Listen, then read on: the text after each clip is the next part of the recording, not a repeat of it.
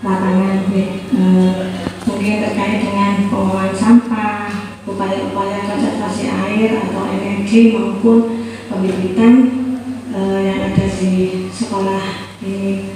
Untuk yang pertama terkait dengan pengolahan sampah. Memang pengolahan sampah itu idealnya diolah dengan metode 3R, reduce, reuse, recycle. Jadi reduce itu bagaimana kita mengurangi sampah, reuse itu bagaimana kita memanfaatkan kembali sampah, dan recycle itu bagaimana kita mendaur ulang sampah. Dari pengolahan sampah tersebut memang ada beberapa kegiatan yang sudah Min 1 Probolinggo ini telah lakukan. Memang kegiatan sudah banyak kegiatan yang Bapak Ibu lakukan. Mungkin kami hanya membenahi Ibu atau sedikit menambahkan informasi yang ada yang telah panjenengan lakukan. Untuk tips-nya sekolah ini sudah ada atau anak-anak sudah disuruh membawa botol atau anak-anak sudah disuruh membawa botol atau tempat makan. Itu sudah bagus, sehingga sampah yang ada di sekolah ini otomatis banyak berkurang. Harapannya ke depan kantin juga tidak menjual makanan yang berbungkus plastik lagi, sehingga kedepannya juga sekolah ini menjadi sekolah yang bebas dari sampah plastik. Terima kasih juga sekolah ini telah menyediakan air minum bagi anak-anak. Jadi air putih kan juga bagus bagi kesehatan.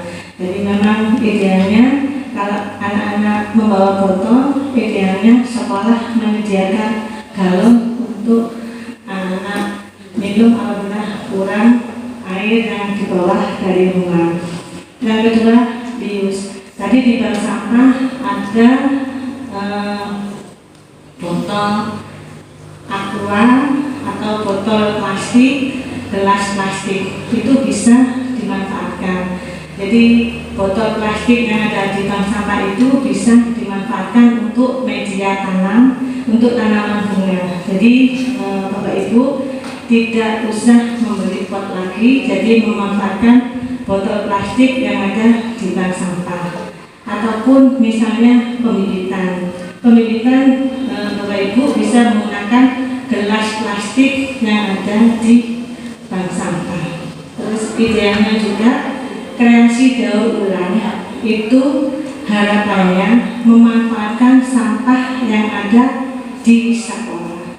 Jadi kreasi daur ulang itu tidak menambah sampah lagi, karena sekarang permasalahan sampah merupakan permasalahan yang sangat besar, sampai dengan di nasional juga masalah sampah itu menjadi masalah yang terpenting.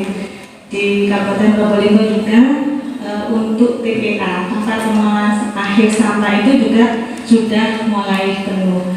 Jadi kalau bukan dari diri kita ataupun dari sumber sampah yang menghasilkan sampah untuk bertanggung jawab mengelola sampah yang dihasilkan, maka TPA Seboroh itu umurnya akan lebih pendek. Jadi misalnya kita memprediksi TPA itu berumur 5 tahun, jadi mungkin hanya 2 tahun TPA itu akan penuh, sehingga akan mencari tempat baru untuk TPA. Sehingga kalaupun tidak hanya, maksudnya sampah yang dibuat TPA itu bukan residunya saja, jadi nanti kedepannya Kabupaten Probolinggo itu akan menjadi TPA seperti itu. Untuk yang recycle mungkin tadi kami sampaikan daur ulang atau prakarya siswa-siswi ini mungkin di sini menghasilkan sampah yang ada di sini itu yang dimanfaatkan untuk prakarya. Terkait dengan composting tadi ada upaya pembuatan kompos, tapi di sisi lain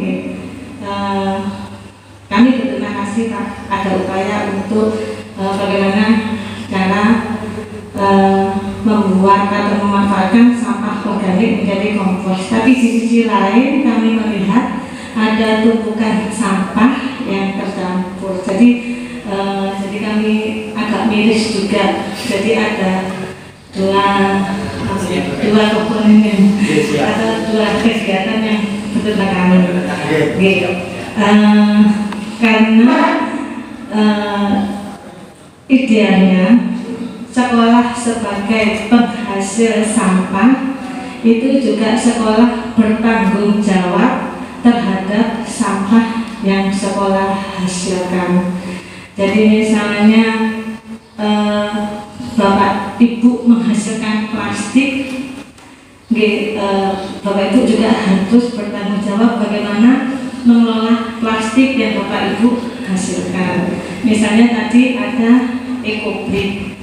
Untuk ekobrik itu tadi sudah ada, cuma kepadatannya kurang. Jadi idealnya volume botol dibagi 3. Misalnya untuk yang volume botol 1500 ml itu beratnya minimal 500 ml. Kalaupun 600 ml itu 200 ml. Dengan kepadatan yang bagus akan menghasilkan kualitas yang bagus juga. Untuk yang composting tadi terkait dengan upaya untuk pembelajaran, mungkin cara pembuatan komposnya atau tata caranya lebih dibesarkan lagi. Tadi ada SOP cara pembuatan kompos. Cuma kalau untuk pembelajaran menurut kami masih kurang maksimal. Di proses compostingnya juga harus ada perlakuan. Jadi tidak hanya kalau dibentuk terpal seperti itu, idealnya harus ada perlakuan. Jadi tidak hanya sampah organik yang ditumpuk terus dibiarkan di terpal, tidak seperti itu. Kalaupun nanti pakai yang composting, membuat kompos dengan yang sederhana atau galian, monggo membuat galian atau jura itu bisa langsung sampah organik dimasukkan, dikasih tanah, dialir tanah, kita beli tanah. Kalau musim kemarau dikasih air. Kalau galian tanah seperti itu bisa ditinggal. Tapi kalau kompos dengan adanya terpal itu harus ada perlakuan seperti itu. Jadi kedepannya juga harus betul-betul terpisah antara sampah organik dan sampah anorganiknya. Karena tadi masih kami temui ada sampah anorganik yang masuk dalam media pembuatan kompos. Untuk organiknya juga harus dipilah. Jadi misalnya daun, hanya daun saja yang masuk ke dalam sana. Untuk cabang atau batangnya itu mungkin dipilah lagi. Soalnya untuk penguraian dari sampah itu sendiri lebih cepat hancur daun daripada cabang atau batang. Kalaupun batang dimasukkan, monggo batangnya lebih dibuat lebih kecil-kecil seperti itu. Nggak usah dihancurkan Pak, tapi dibuat lebih kecil-kecil. Idealnya semakin kecil sampah organik semakin cepat terurainya. Itu prinsipnya seperti itu. Untuk upaya konservasi air, alhamdulillah sudah ada biopoli. Cuma mungkin teknis pembuatan biopoli di sini kami tekankan. Untuk biopoli dengan membuat lubang dengan diameter 10 sampai 15 cm dengan kedalaman antara 80 sampai 100 cm. Untuk paralelnya itu tidak sepanjang lubang, itu salah. Jadi kalau paralel sepanjang lubang itu hanya untuk resapan. Karena apabila sampah organik masuk ke dalam paralel itu akan lama terurainya. Jadi harapannya cuma untuk paralel itu panjangnya hanya 10 cm. Itu pun hanya untuk penyangga agar pada saat hujan air tidak tergerus ke dalam tanah. Harapannya dengan untuk tutupnya itu wajib bisa dibuka dan ditutup. Jadi bisa buka tutup. Kalau tidak bisa dibuka dan ditutup, itu biasanya di dalamnya tidak diisi sampah dan manfaatnya hanya untuk resapan. Kalaupun untuk biopori itu ada dua manfaat, untuk membuat kompos dan untuk resapan. Kalaupun kenapa dibilang biopori, karena kita akan memasukkan sampah organik ke dalam lubang atau yang kita buat dengan kedalaman 80 atau 100 cm.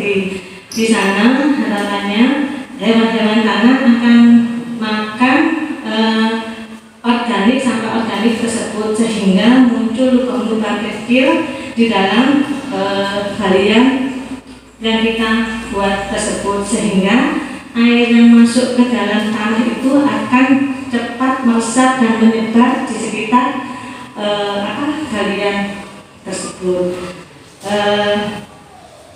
Untuk pemanfaatan cuci tangan atau air wudhu, monggo lebih dimanfaatkan lagi. Jadi air tidak hanya setelah kita cuci tangan atau wudhu, air dimasukkan ke dalam selokan atau dibuang ke dalam biasanya ke sungai seperti itu. Harapannya bisa dimanfaatkan kembali, misalnya untuk cuci tangan bisa dimanfaatkan untuk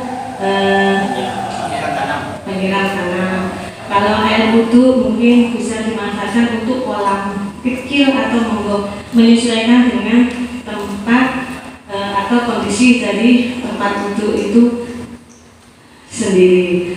Ini juga catatan kecil bagi kami terkait dengan kebersihan toilet atau kamar mandi. Memang di sana ada jadwal piket plus tata tertib sekolah.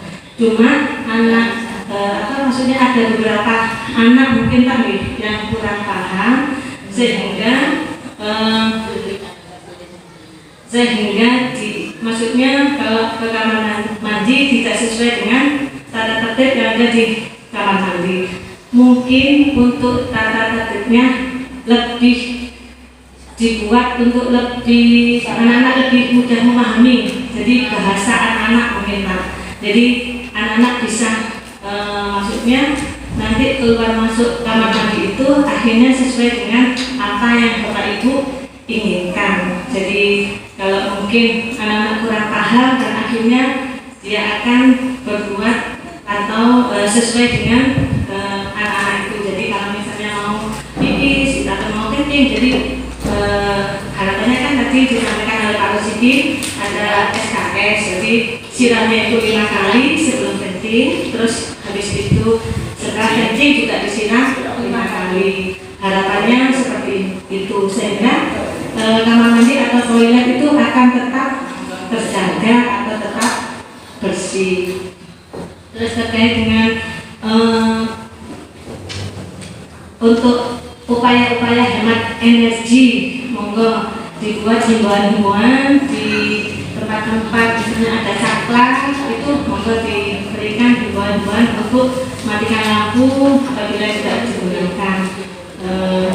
Terkait dengan pembibitan tadi ada di greenhouse. Alhamdulillah ada greenhouse. Memang anak-anak juga harus paham manfaat dari greenhouse itu sendiri. Greenhouse itu manfaatnya untuk apa?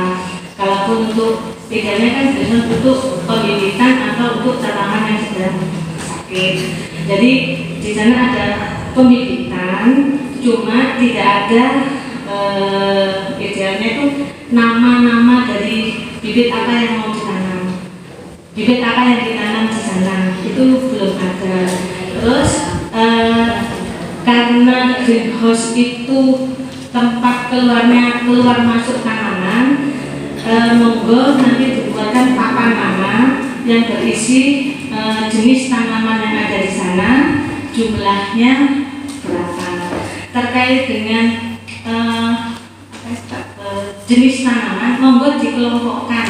Jadi misalnya di sebelah barat sendiri untuk lengkuas, selanjutnya jahe. Jadi ada pengelompokan sehingga teratur dan anak-anak lebih mudah untuk memahaminya.